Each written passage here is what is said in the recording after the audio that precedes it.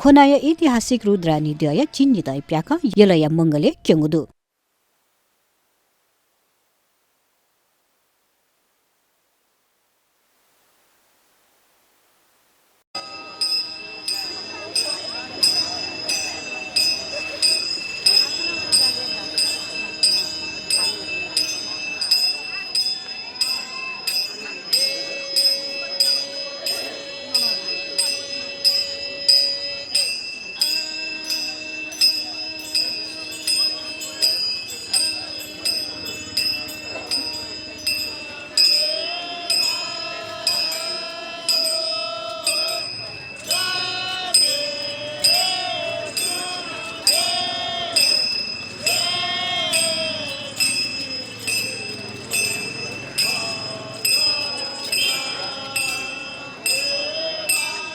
जिन्निदय प्याख सोनिगय तिथि थासे केनिमागो परम्परा कथा यलया मंगले दुगु भिन्द्य द्यगय ह्यने दबली बिवा व शुक्रबार प्याख क्यंगु ख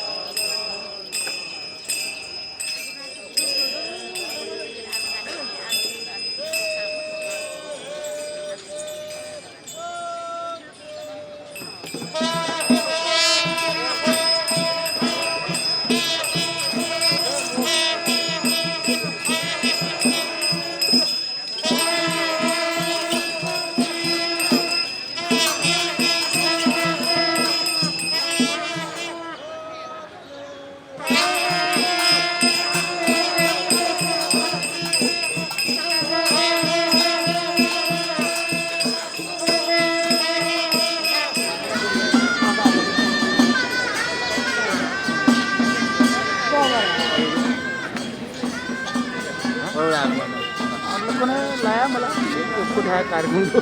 कार्यक्रम थाहा छैन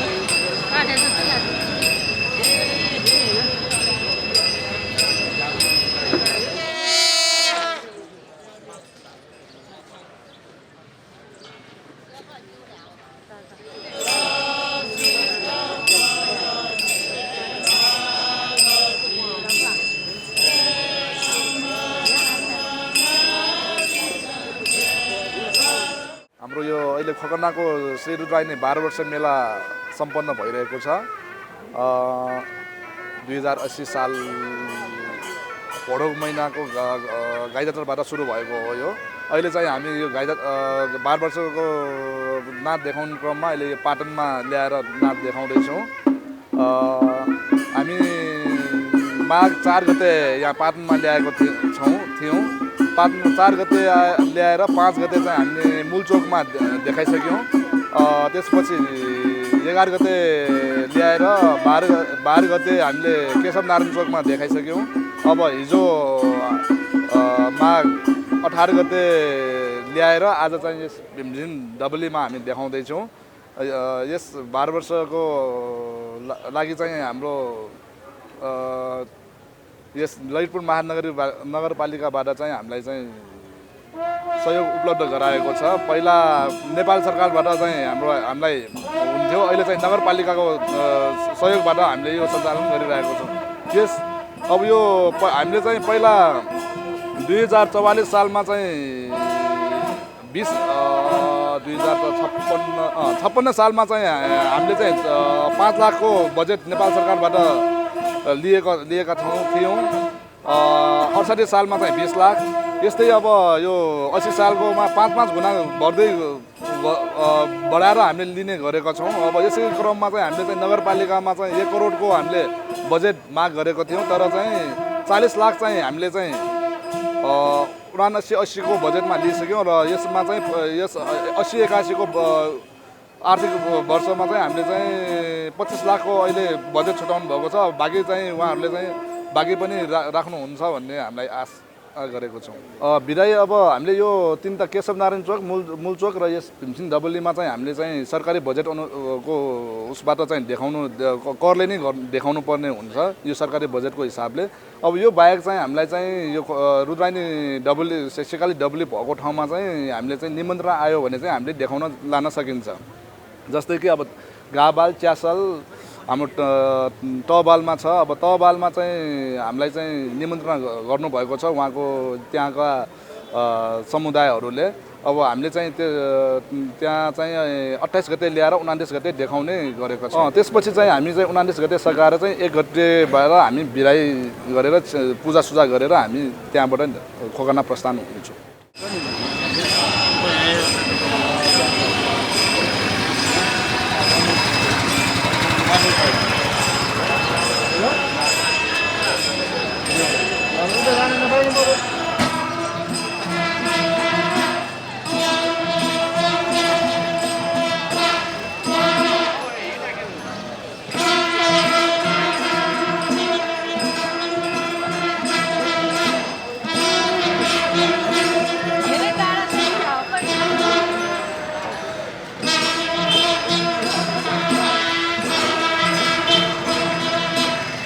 मल्लकाले रुद्रायणी द्वय चिन्य दै प्याख यलया मु चुके तलेजु भवानिया लागि केशव नारायण चोके मल्ल जुजुपिनीको लागि व विन्ध्य देग ह्यने डबली सर्वसाधारणया लागि केनेगु चलन्दुको खासा थुक्सिन थुकिया त निरन्तरता बिगु खा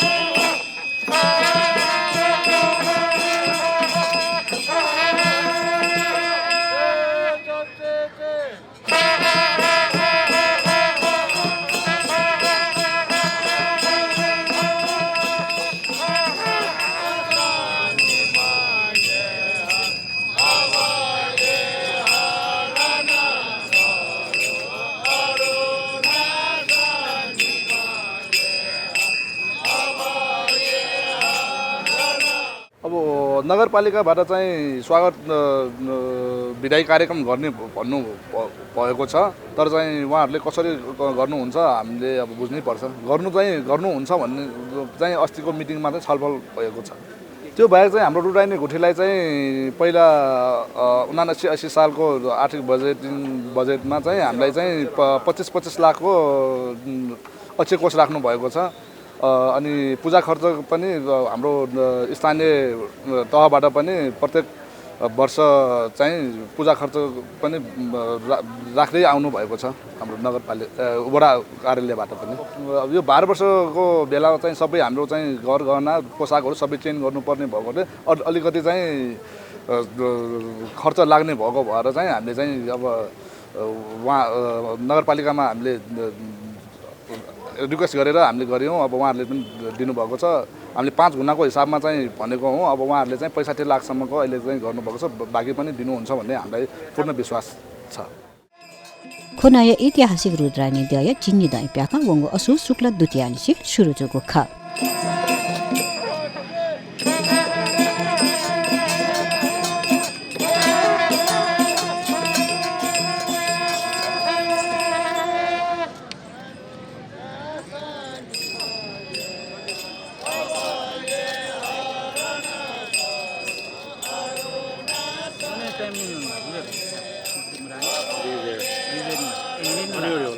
jauh cuma punya kan birai विरयम ini malah apa nomor paling ini lah dua birai अनि सडो नगरपालिका oh iya nomor paling ini भन्ने हुनु मङ्गा खला kalau mangga kalau yang dia lah mangga kalau yang नगरपालिका yang dia निर्विरोध yang dia dia Nepal bahasa mangga kalau yang dia lah निर्विरोधमा tadi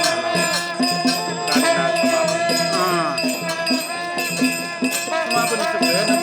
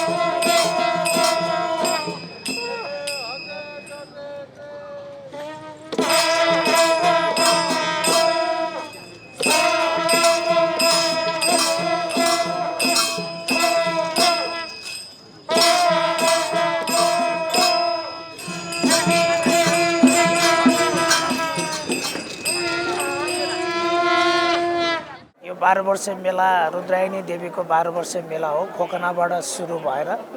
यो परम्परागत रूपमा आदिमकालदेखि चल्दै आएको यो एउटा पर्व जुन पर्व 12 वर्षको एकचोटि यो पाटन दरबार क्षेत्रभित्र र साथै काठमाडौँको दरबार क्षेत्रभित्र लगायत देशको विभिन्न ठाउँमा यो यात्रा परिक्रमा गर्ने प्रचलन हुँदै आइराखेको छ जस अनुसार आज पाटन दरबारभित्रको यो मूलचोकभित्र यहाँ चाहिँ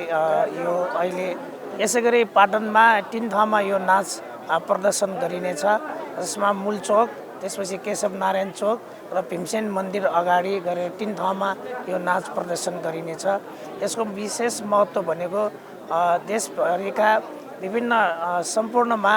रोग व्याधि र शान्तिको लागि कामना गर्दै यो परिक्रमा गर्ने गरिराखेको प्रचलन हामीले सुनेका थियौँ र आज त्यही कारण परम्परालाई र आफ्नो संस्कृतिलाई निरन्तरता सँगसँगै आज यहाँसम्म यो खोकनाबाट यो नाच यहाँसम्म आइपुगेको छ। यसको लागि चाहिँ ललितपुर महानगरपालिका अत्यन्त गहन गर्दै यो समितिबाट चाहिँ उहाँहरूको व्यवस्थापनको जिम्मा लिएका छौँ। यसमा चाहिँ हामीले पूजा सम्बन्धी हो उहाँहरूलाई बस्नको लागि ठाउँ पानी बत्तीहरू र पूजा सामग्री लिएका छौँ। यसलाई चाहिँ अब के कसो यहाँको लागि व्यवस्थित गर्न सकिन्छ भन्ने हाम्रो यो नगरपालिका अन्तर्गत चाहिँ यो पर्यटन समितिले गरेका हो र यसमा चाहिँ सम्पूर्णलाई चाहिँ अवलोकन गरिदिनुमा हार्दिक अनुरोध गर्न चाहन्छु। धन्यवाद।